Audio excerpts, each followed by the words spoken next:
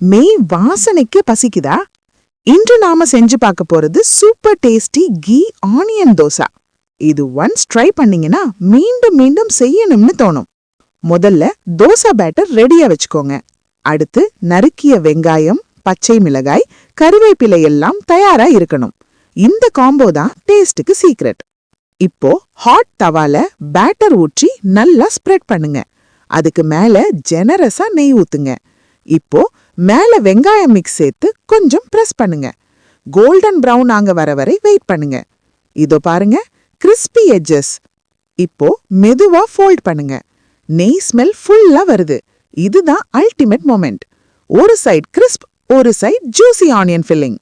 இதோ ரெடி ஆகிடுச்சு நம்ம கீ ஆனியன் தோசை. சட்னி கூட சேர்த்தா நெக்ஸ்ட் லெவல் டேஸ்ட். இந்த ரெசிபி ட்ரை பண்ணி எப்படி இருந்துச்சுன்னு கமெண்ட் பண்ணுங்க. மேலும் இப்படிப்பட்ட டேஸ்டி வீடியோஸ்க்காக ஃபாலோ பண்ண மறக்காதீங்க.